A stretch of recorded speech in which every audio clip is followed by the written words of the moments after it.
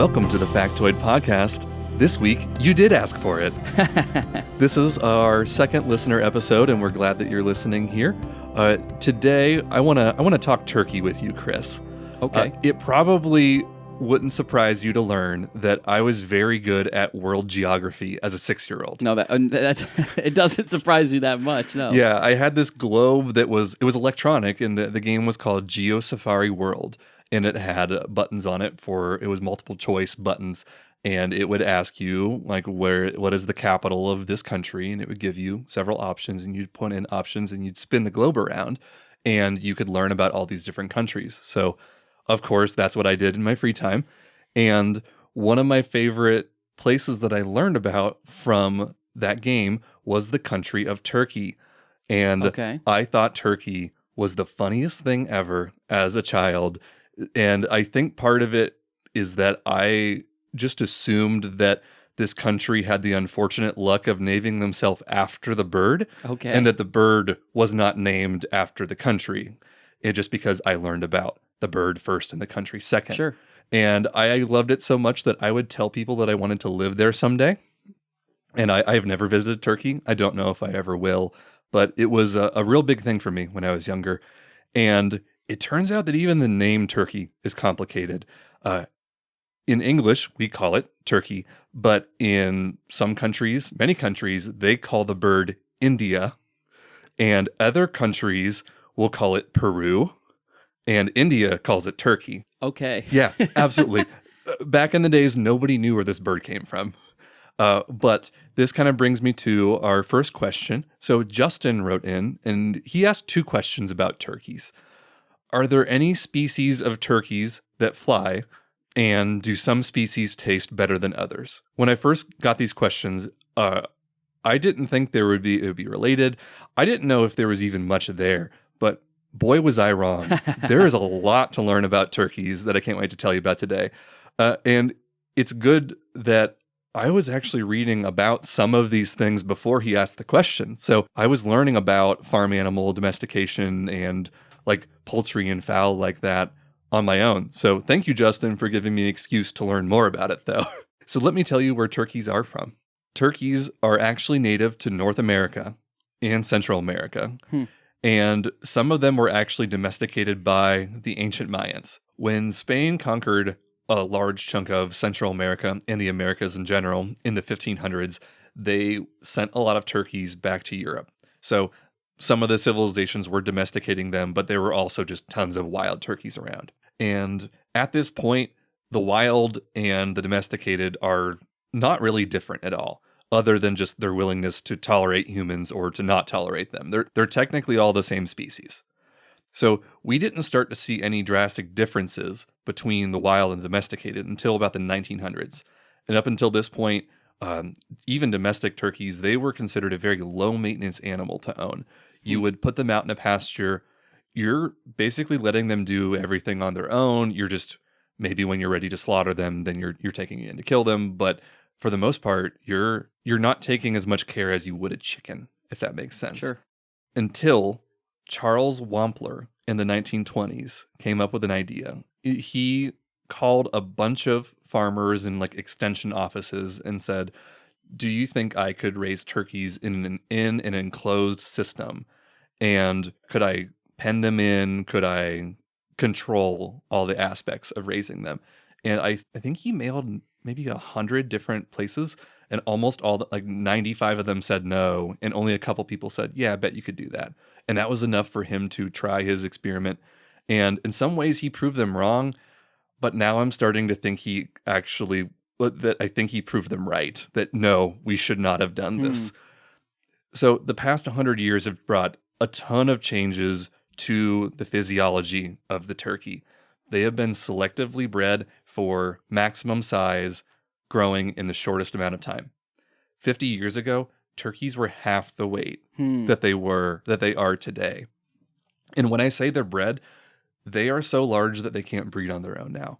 Like if the male turkey would try to breed with the female turkey, he would very likely injure the female turkey. So that whole process now is all artificial, that a male turkey in its average lifespan will never even see a female turkey. That's insane. I know, right? And like another side effect of them being so large is they lose the ability to fly.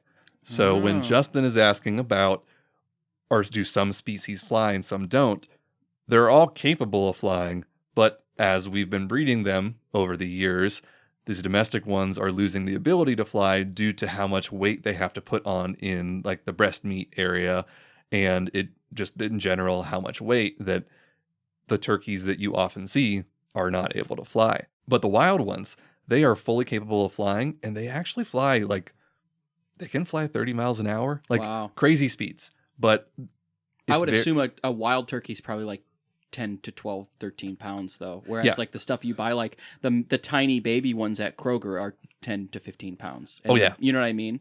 Interesting. Yeah, because these days they're a lot more in the like 20 to almost 30 pounds Yeah. or so. But yeah, like a wild turkey, they fly in very short, fast bursts, so they're not able to sustain these speeds for a super long time. But they are definitely capable of it, and the average person isn't running into a wild turkey to know that. So your most common domestic turkey breed, though, we've established they're all the same species, but there are breeds that are kind of in that, is the broad-breasted white. And as the name implies, it's got a lot of meat there. But the turkeys that have darker feathers, they leave these little pigment spots on the skin where the feathers are from. And if you pluck a turkey that has dark feathers, you have all these weird dark dots everywhere that are irregular. And people don't like looking at that. Yeah, if you're gonna eat that, that seems like, oh, that looks bad. Yes, it's turned. It has a disease. I can't eat it, which is why one of the reasons why the broad-breasted white took off so much, and then the other being that it produces so much breast meat that it is able to feed people well. And that's the turkey that pretty much everyone has eaten for the entirety of their lives. The broad-breasted white turkey. Yeah. I was actually looking around town, just like trying to get an idea of what kind of turkeys were available. And most people aren't able to tell you the species whenever you ask them. But I'm thinking about all the turkey I've eaten in my life, and I've never seen marks on a single one. No, never. So that kind of makes me think that's what it is. Do you have any opinions on turkey in general compared to other types of meats, like flavor wise? So I was just talking to someone about this the other day. I enjoy eating turkey on Thanksgiving. We always do. Actually, my family growing up for like at least the last 10 plus years has always had turducken. So which is like You've actually eaten turducken? Yeah, like for the last more than 10 years. I am so jealous. Yeah, and it's super cool because the butcher we get it at, it's like the local grocery store in town. They like butcher it and they offer it or whatever. But it's like a completely boneless thing. Like the chicken, it's a chicken. So if you don't know, a turducken's a chicken, a turkey, and a duck all in one bird. So it's like the innermost is the chicken, surrounded by duck, surrounded by turkey, right? Made popular by John Madden. John Madden, yeah, yes. Exactly. And so it's a completely boneless thing. Like they debone it all, and then they sew it all together, and they make it still look like it's a turkey. Like, I mean, it looks weird, but it looks vaguely like a bird. But what's crazy is like when you carve it, you just slice it. And wow. Yeah, you slice the entire thing, and you can see the cross section. It's like white meat, super dark meat, a little less dark meat. It's really interesting. When you say that they sew it, what kind of sutures are they putting? I don't know. I assume it's something. I don't know. I assume it's something you can eat because you don't like take it out that I know of. Sure. Yeah, so that's a great question. But I also don't really know because the entire time I was eating it growing up, I didn't realize it was like abnormal. Like I didn't realize people didn't do that very much. Yeah. Because I think it's like it's kind of an expensive thing because it's like a lot of man hours go into it. Yeah. But we got one like we always used to go to my grandparents for Thanksgiving, and they got one year because I think they like you watch football on Thanksgiving, they talk about turducken, and then the Hy-Vee in town had it, and it was like, let's just get it, and then we got it every year for, like I said, at least 10 years, probably more than that, I think. Yes. So outside of Thanksgiving, though, you're pretty much never. No, I mean we never like cook it. We never make it. I have a smoker. I got a smoker, right. And I would smoke a turkey. Like I would try that. I'm not going to be here for Thanksgiving to do that, but so I guess long story short, I like it, but I don't like it as much as chicken. Okay, and could you describe why you don't like it as much as chicken? Do you think is there anything specific? I feel like there's less flavor, and then when you get to the white meat, which is like most of it, it's just dry and not that good. Even if it's cooked really well, it's just not that good. Absolutely. So those are the things that I honestly don't mind turkey as much as a lot of other people do, but I feel like everybody who has a problem with turkey says it is too bland and it is too dry. And it's because you've been eating the one bad type of turkey that everyone has access to. But don't worry, I've got your back. Oh, really? Let me tell you about heritage turkeys. Okay. So there are heritage turkeys it's kind of a generalized term, but it stands for several different untouched breeds of turkey that they may be still farmed, but they have not had all of the selective breeding over the years that makes them very big, very fast, and all of the health problems that happen to the turkeys because of this. I guess it just doesn't really make financial sense for most farmers to carry these heritage breeds though, because even if you really care about the quality of turkeys that you're selling, if the guy down the street, the farmer down the street is selling this big turkey that it takes him half the time to grow to be an adult, like it would be stupid not to choose Right. the turkey that everybody's using.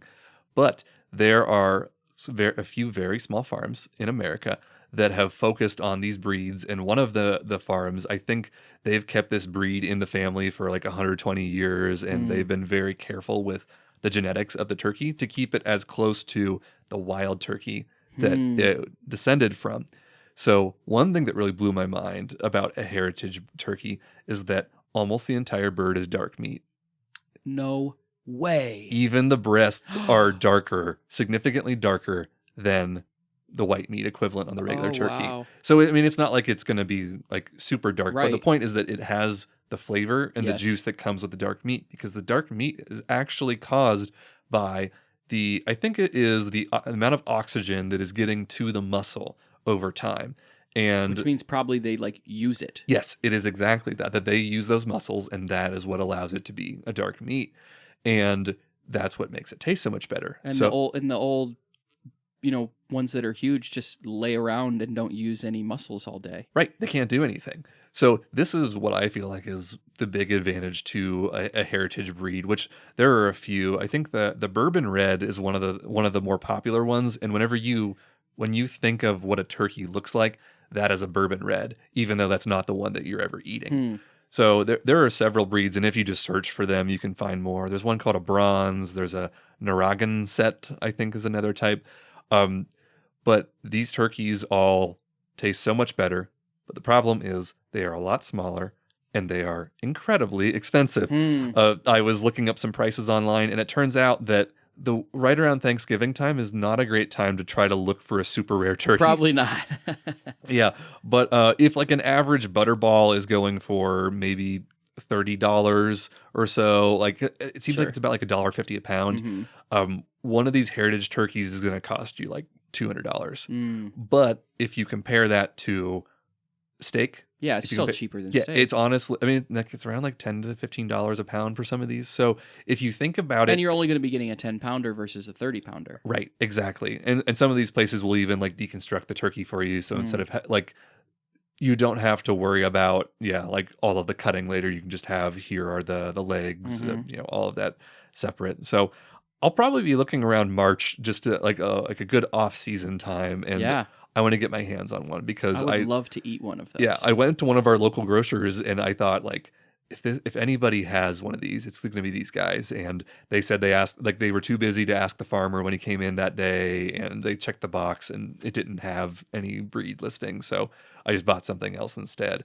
But yeah, I was really trying to find a heritage turkey, and it's kind of hard. But yeah, I think there's like one family out in Kansas that is very good at breeding these turkeys.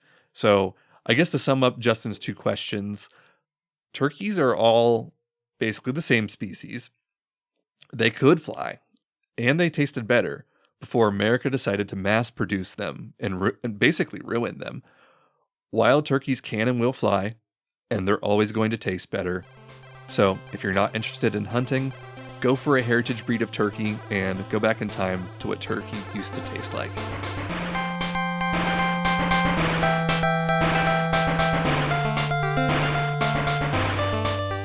So names are kind of a fun thing, right? And I always have this joke I tell people about my name, right? My name's Chris. I always just say that my parents picked the most basic, most popular name for a boy ever, and that's what they chose for my name. And it's like, it's a funny joke, except I told that joke, it's not really a joke as much as it's just like a, nudge, nudge, you know what I mean? And the other day I told that to a guy named John, and he said, "You mean it's the second most popular name?" I thought that was funny. Nice. But it was then that I realized there are actually quite a few pretty common names. There are a list of names that are a lot of people have that name. Mm-hmm. I love my name, but I've never really had a great nickname. People call me Chris most of the time. It's short for Christopher, of course, but I don't know if that's just normal. That's like kind of a normal nickname. You know what I mean? Did you ever have a Topher phase?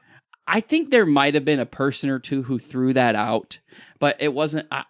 Even hearing it now, I don't really like that. Maybe like it feels weird. No, it does. I love the back half of the name nicknames, and I think the funniest one I ever heard. I went to a concert many years ago, and I like going to concerts that are a little bit smaller, where maybe it's like 100 people or so show up, and I'm waiting before the show starts. There's 5 of us there, and you chat with the people around you at these kind of shows. So I'm talking to the guy, and he says like, "Hey, my name's this," and then like his friend comes in and like introduces himself, and he says, "My name's Schwa," and his friend just starts rolling his eyes, and the guy's name is Joshua, and he has been testing out the nickname Schwa as a nickname.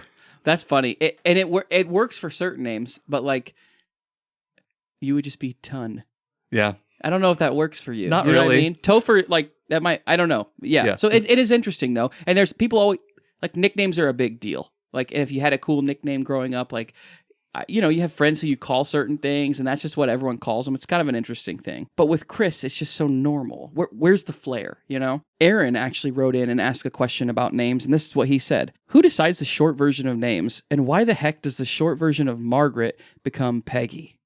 This is an interesting one. And it's one of those things where, like, I have heard that Peggy is short for Margaret, and there's a bunch more, right? Like Dick being short for Richard and Chuck being short for Charles. There's all kinds of these things, right? And there's quite a lot of common nicknames for names, some of which make a lot of sense, like Chris for Christopher, sure. Right? But some of which make no sense at all, like Peggy for Margaret. It doesn't make any sense at all, right? And so I guess the first question that we have to ask is, why do we even bother with nicknames, right? Yeah. Why do we bother with nicknames? And I think from my research, there are 2 reasons that we bother with nicknames. The first one is this.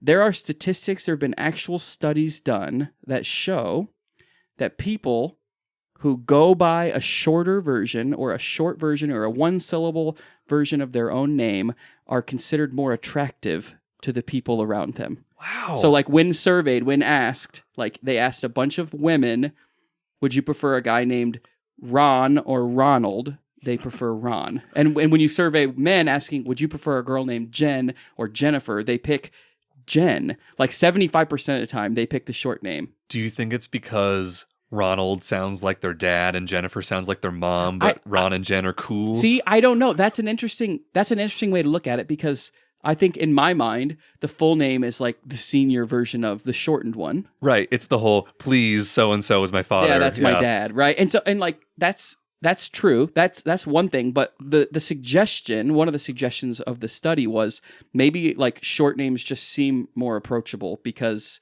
I don't know if it's just like got to do with pronunciation or like you don't have to worry that you're going to say it wrong. I don't know. Sure. But that's their understanding. So to go by a shorter name is like scientifically more attractive to someone. So I think that's number one reason why that's why we focus on nicknames, probably because we want people to like us. And if you go by a short name, people like you more.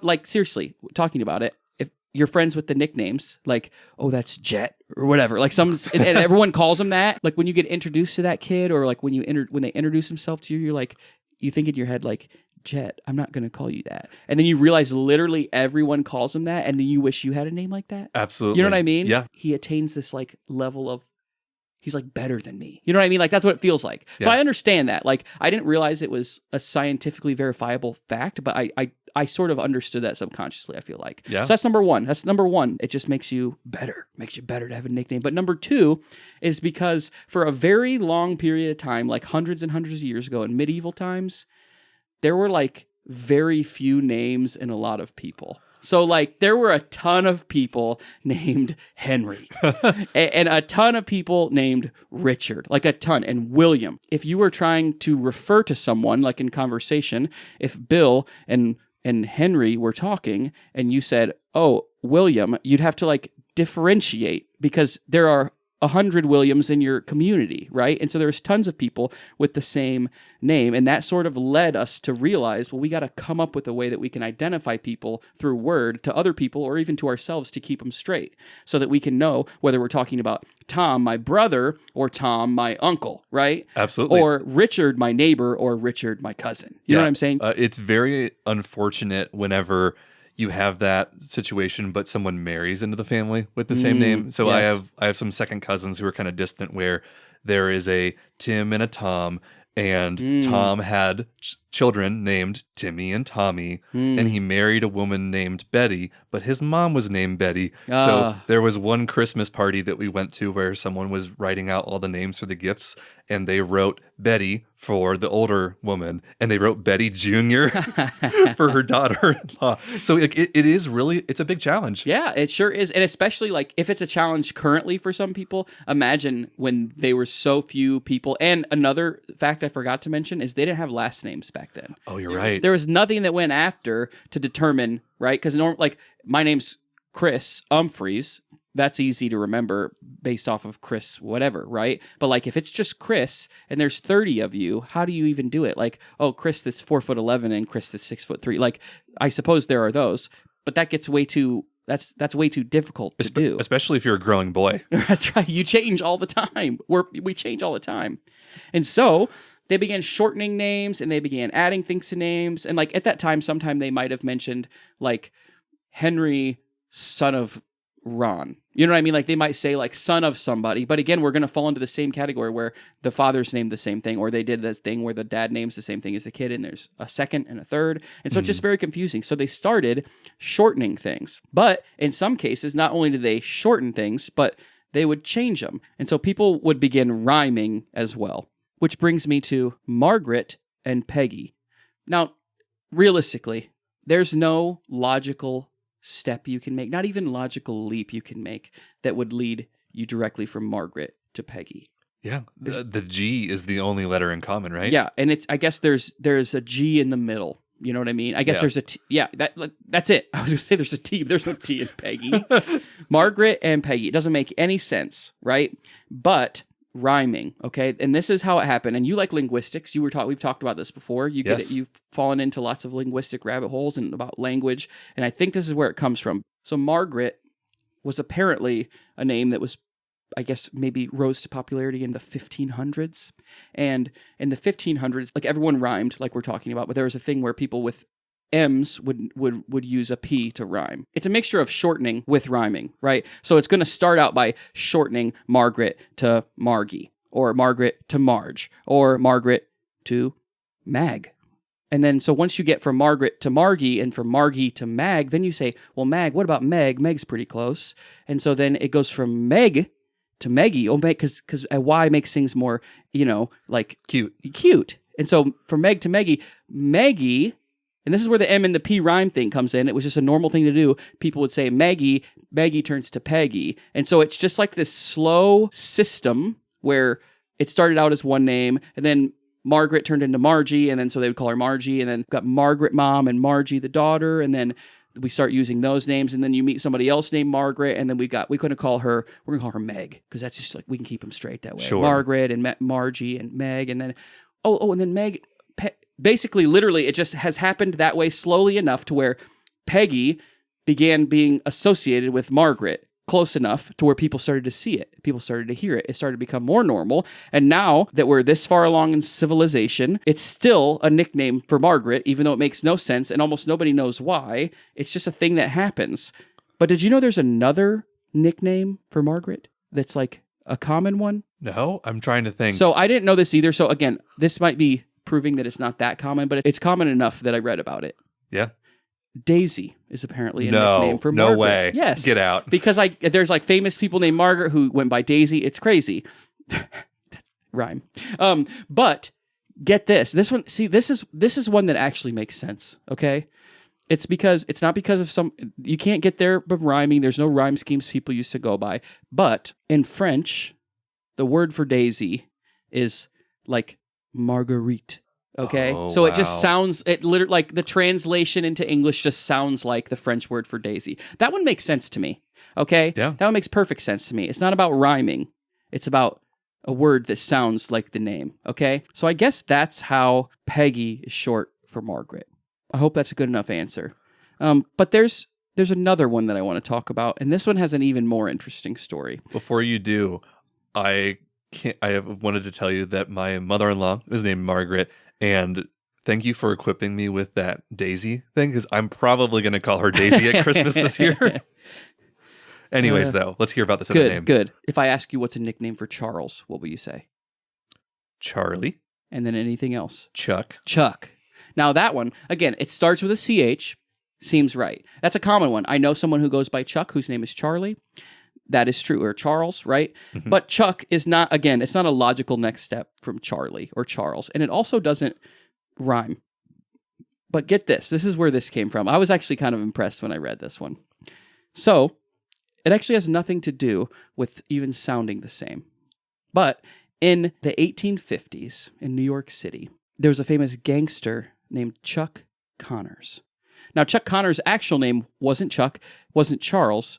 It was George Washington O'Connor. Okay? It wasn't Charles, but George Washington O'Connor. Now, that might bring the question, why did people call him Chuck? Well, that's a good question. That's what he did. That's what he did to the bodies in the bay. That's right. No, but you might assume that. But he was kind of a big name in Chinatown in Manhattan in New York City, right?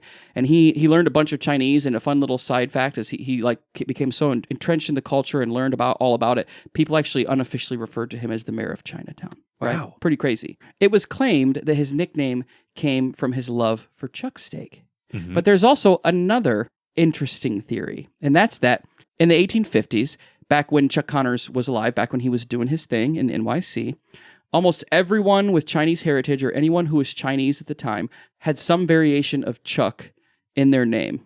So a lot of people think that it's because of just where he came from and that his heritage and mayor of Chinatown. So a lot of people think that's what it was. But when he died in the early 1900s, I think it was like 1912, there's a couple papers in New York City that referred to him as Charles as his first name, even though his first name wasn't Charles. He just went by Chuck. So this is the very first time ever that the name Chuck was associated with Charles. Wow. And so it's only from like 1912. That's really recent. And it's like American, and it's a thing it's that recent, but it's also like probably one of the more popular ones, I would think, on the list. So somehow that has happened. I don't really understand. how that got quite so far. But it turns out, if you go by Chuck, you're named after a gangster. So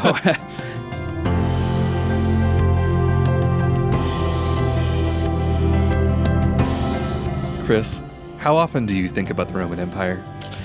that's funny you ask. To be honest with you, I know it's like a trend. Mm-hmm.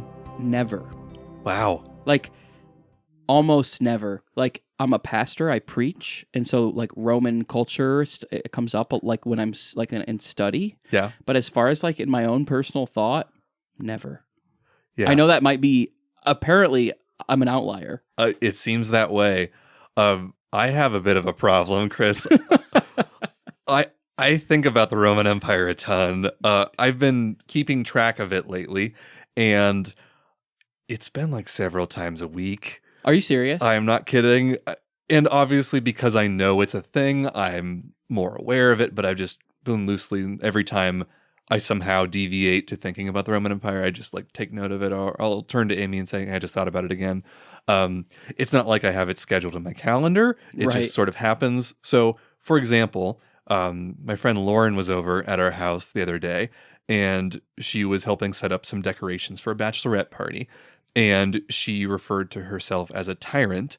And instinctively, I just said, Sic semper tyrannis, because I know that's a thing that like you say about a tyrant, I guess. But I didn't even know what it meant. So then I had to like look up what it meant. And then I'm reading about the history of like, here are all the times in the Roman Empire when it was said. And like, there was one. Or I'm eating Thai curry with my friend Eric, and I'm telling him about how fish sauce is like an essential ingredient in Thai curry. And like it sounds gross, but like if you get the right ratio, it's like very good and it turns out really great. It's very savory. And as I'm telling him about this, I'm reminded that the ancient Romans invented a type of fish sauce that was called garum, and a lot of people consider garum to be the first condiment. Both of those things happened in the same evening. So Aaron writes in again with another great question, and he asks us to explain the phenomenon behind this trend of people who are thinking about the Roman Empire, specifically men. And his theory is that people often generalize history and that men specifically are drawn to a romanticized version of old world masculinity.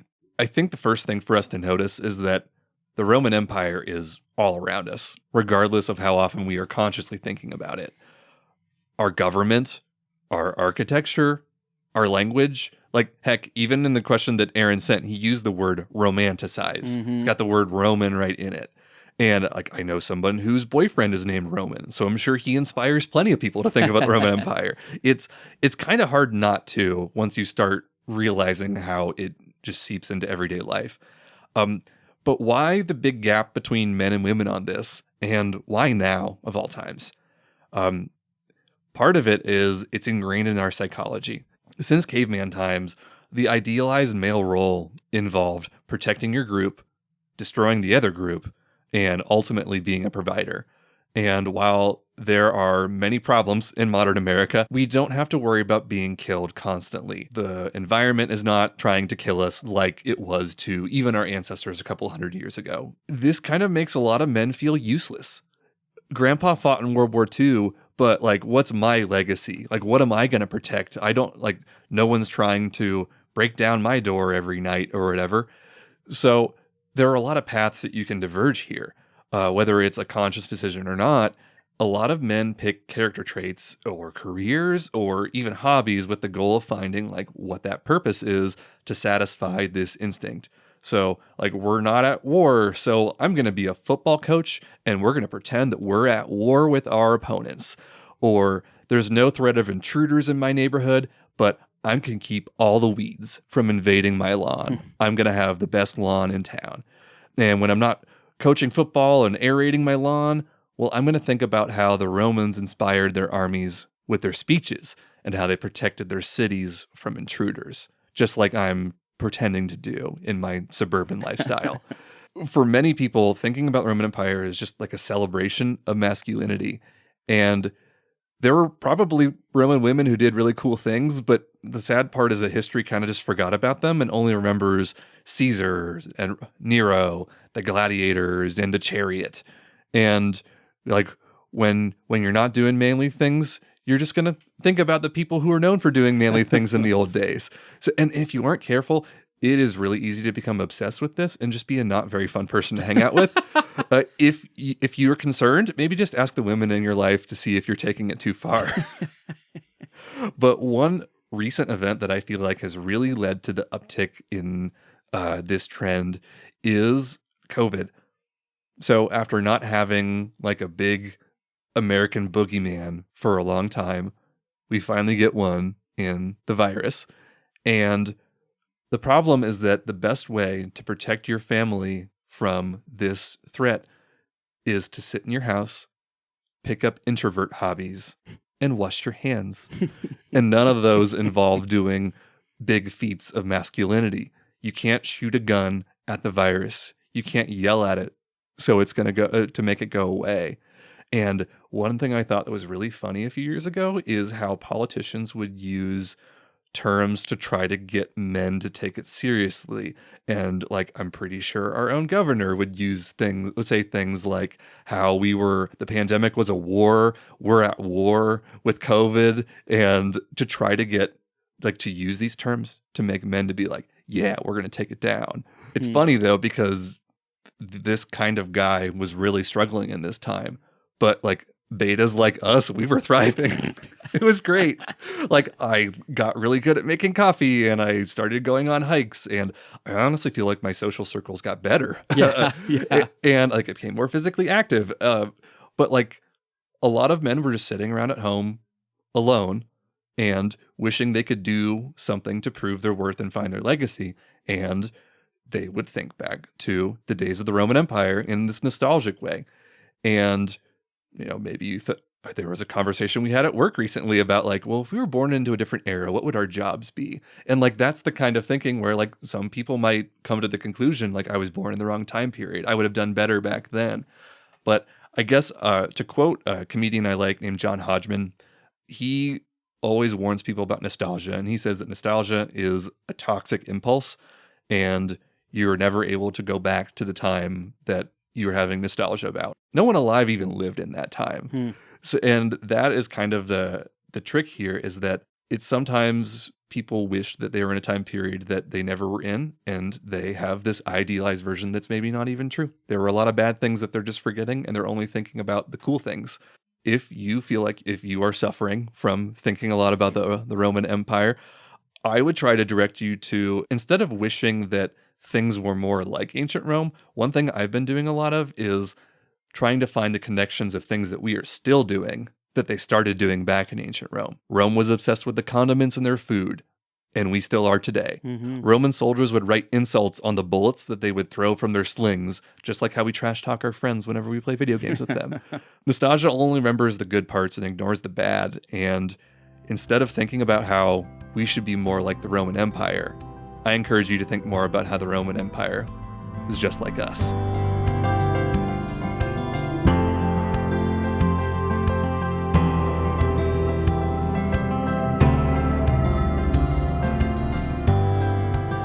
Thank you for listening to the Factoid podcast.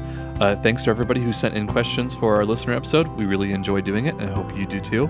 If you were inspired by anything that Aaron or Justin said today and you think I would like to ask some questions of your own, just send us an email at whatsyours@factoidpodcast.com. And as always, you can find us everywhere you get your podcasts or on our website, factoidpodcast.com. We'll see you in 2 weeks.